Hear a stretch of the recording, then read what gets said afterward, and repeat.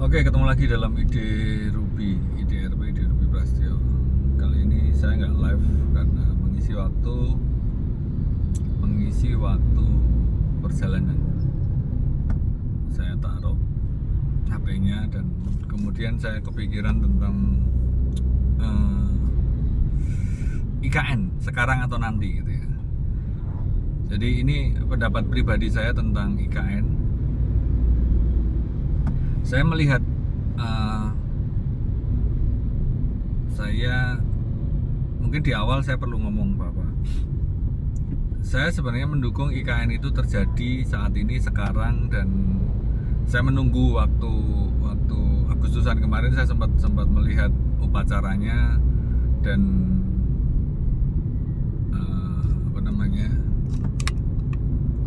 saya pikir juga sudah terjadi itu, sudah berjalan lah. Saya cuma nonton sampai paskibraka barisnya itu, saya nggak sampai selesai, dan penurunan bendera juga nggak nonton. Tapi dengan segala hiruk pikuk dukungan atau sanggahan atau nyinyiran dan seterusnya, ya, kalau saya berpikir memang ya saya setuju IKN ada sekarang, ada baiknya begitu ya sekarang, dan sudah akhirnya ini jadi gitu dulu.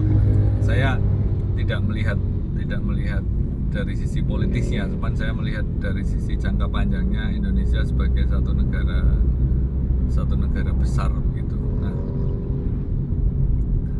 Nah, saya berpikir begini, sama kayak Monas lah. Kita sekarang lihat Monas.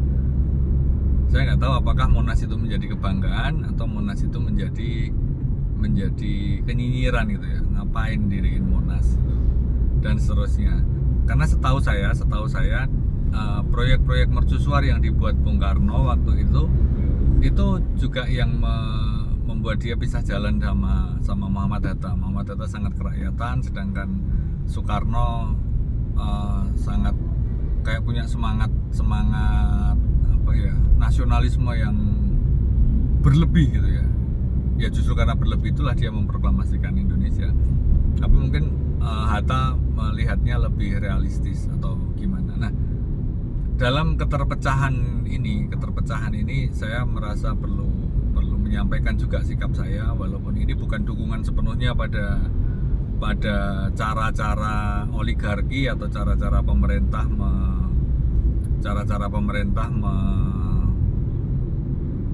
mengerjakan satu proyek begitu. Tapi saya berpikirnya begini, mari kita lihat ini 50 tahun yang akan datang. Saya berharap masih bisa lihat, jangan 50 lah, 95, 85 lah ya, 40 lah, 30-40 tahun yang akan datang mungkin akan jadi kebanggaan. IKN itu akan jadi kebanggaan dengan segala ininya,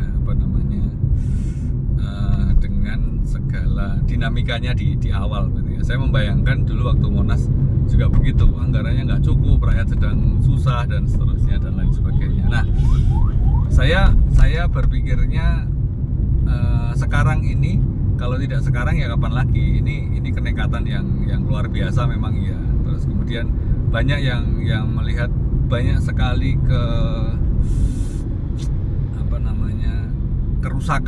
kerusakan yang dibuat, banyak sekali derita yang diakibatkan para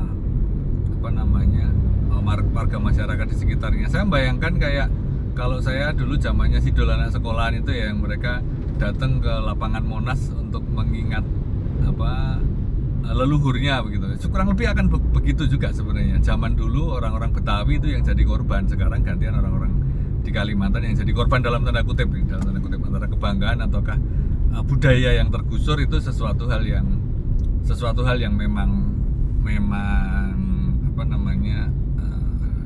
roda zamannya begitu, nafas zamannya begitu. Nah, selanjutnya kalau sekarang ini kan menguntungkan oligarki, menguntungkan beberapa orang yang punya lahan di sana dan seterusnya ya.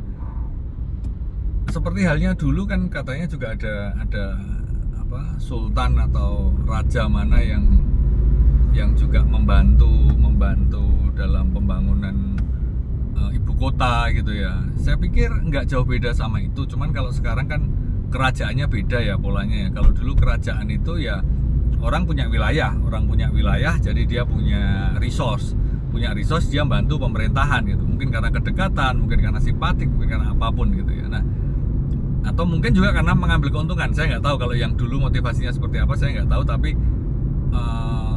sejarahnya mencatat bahwa ada pihak-pihak yang membantu. Nah, pihak-pihak yang membantu inilah yang sebentar, saya perlu menyesuaikan arah karena map saya nggak mau ikut horizontal. Oke. Nah, saya ini fakta sejarah perlu dicek. Saya disclaimer dulu bahwa saya tidak membaca-baca dulu, saya tidak melihat-lihat dulu, tapi saya hanya sesuai dengan ingatan saya. Saya ingat saya ada raja-raja yang membantu dan seterusnya. Nah, sekarang ini kan ada raja Jaya Hadikusumo gitu ya.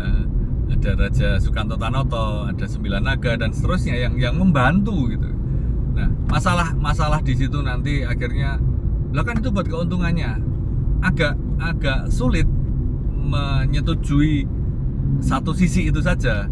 Iya, keuntungannya dia, tapi juga ada keuntungan orang-orang di bawahnya dia dan seterusnya. Nah, itu agak debatable gitu ya.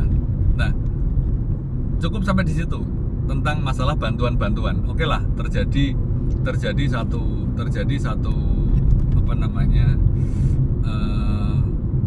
Terjadi satu perbedaan pendapat atau mungkin perpecahan pendapat di situ. Nah, tapi faktanya sekarang sudah ada IKN di sana. Nah, saya bilang sekarang itu saya setuju, ya itu harus seperti ini. Karena apa? Karena kalau kita lihat, tapi apakah caranya harus seperti ini? Nah, ini yang perlu saya kembali perlu mengulasnya ya. Jadi itu perlu, tetapi gitu. Nah, kalau ini karena ini sudah terjadi ya sudah, ini sampai di sini tinggal di mediasi atau di apa namanya, di treatment lagi selanjutnya itu harus seperti apa. Seharusnya itu lebih baik daripada Jakarta dulu. Saya nggak tahu seberapa Jakarta itu masyarakat Betawinya itu tergusur atau budaya-budaya Betawi itu tersingkir gitu loh dari ibu kota Jakarta ini sendiri. Nah, mestinya ini jangan sampai terjadi kesamaan peristiwa di Jakarta. Nah, saya berpikir bahwa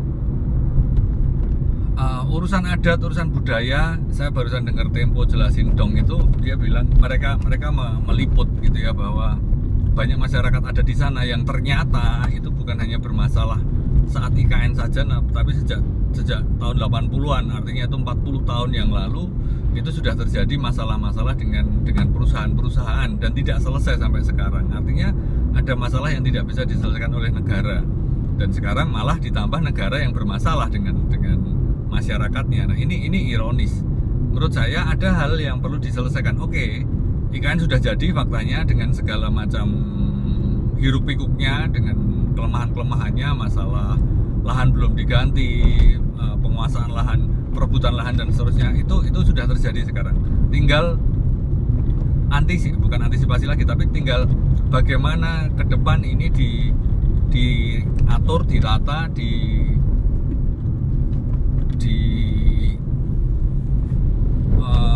apa ya istilah yang tepat, di treatment supaya kondisi ibu kota Nusantara yang baru ini lebih baik lagi. Nah, bayangan saya memang ini saya berpikir memang pemerintahan demokratis atau pemerintah yang demokrasi kayak gini ini apakah benar-benar tepat, itu memang menarik untuk kemudian dipertanyakan ya. Saya mengajak kita berpikir supaya kita tidak hanya teruskan apa yang sudah ada begitu. Karena kalau memang pemerintahannya itu demokratis, akhirnya 5 tahunan ini menjadi jangka pendek yang akhirnya apa menghambat juga, kadang-kadang menjadi penghambat dalam satu dalam satu pembangunan begitu. Nah, saya berpikir bahwa seharusnya mungkin ada dewan ya, walaupun ini kalau dibilang pasti ada potensi korupsi, potensi penguasaan, mencari keuntungan dan seterusnya, itu memang ada begitu ya. Tapi saya berpikir kayak misalnya saya membayangkan aja Inggris dan Amerika itu kan, mereka itu seolah-olah kayak mau membedakan gitu ya, mau membedakan kayak misalnya Inggris itu monarki, terus Amerika demokrasi ya gitu ya. Nah, monarki apakah lebih bagus? Saya nggak tahu. Kalau di Inggris itu pembangunannya apakah itu mungkin master plan-nya oleh kerajaan, terus kemudian pemerintahannya ini tinggal jalanin misalnya begitu kan. Nah, itu bayangan saya bisa jadi bukan terus kita jadi negara kerajaan, bukan, tapi logikanya atau sistemnya kita bisa mencari inspirasi dari bentuk-bentuk seperti itu. Nah, jadi kembali kepada pembangunan yang berkelanjutan. Sekarang ini kembali ke IKN. Nah, bagaimana IKN ini diteruskan? Jadi perlu adanya diskusi-diskusi atau mencari solusi bersama dengan orang-orang yang merasa terganggu dengan adanya IKN ini. Jadi kayak ini loh, kayak misalnya pemerintah dulu sama G30S gitu kan, pemerintah minta maaf sama keluarga korban. Nah, sekarang juga mestinya bisa begitu juga, minta maaf pada keluarga atau bahkan rakyat yang masih ada di sekitar IKN yang kemarin terganggu pembangunannya, belum diserahkan hak-haknya. Nah, itu kayak dikumpulkan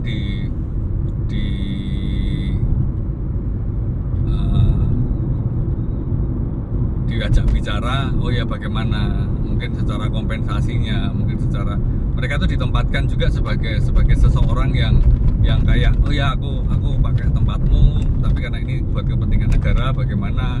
Mungkin justru mereka ini yang dikasih bintang-bintang itu ya, bukan bintang-bintang itu buat para teman-teman gitu ya. Makanya kan itu bisa jadi satu reward yang ya keluarganya Pak ini dapat bintang.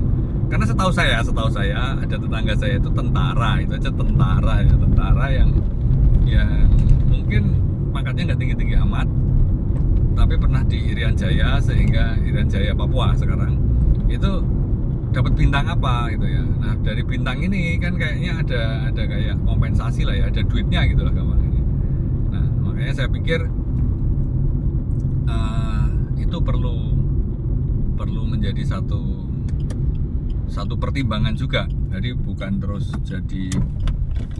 dijadikan kayak semacam kompensasi yang harus dengan uang berapa, tapi bintang ini karena dulu dipakai di IKN, atau mungkin dibuat bintang khusus gitu ya. Ya, saya rasa itu dulu dari saya, karena sudah mendekati tempat yang saya tuju.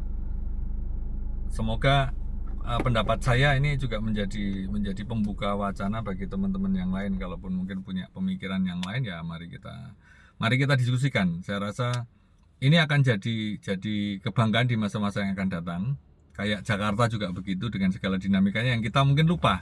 Dan mungkin ini juga bisa jadi senjata gitu ya bagi otorita IKN untuk iya loh, dulu Jakarta juga begini. Mungkin bisa jadi senjata, tapi juga mungkin bisa jadi senjata buat yang kontra juga, bahwa lah kan nanti terjadi. Ya, itu mari dinamika itu kita jelaskan supaya saya punya legacy juga, bahwa saya berpendapat sesuatu pada IKN ini.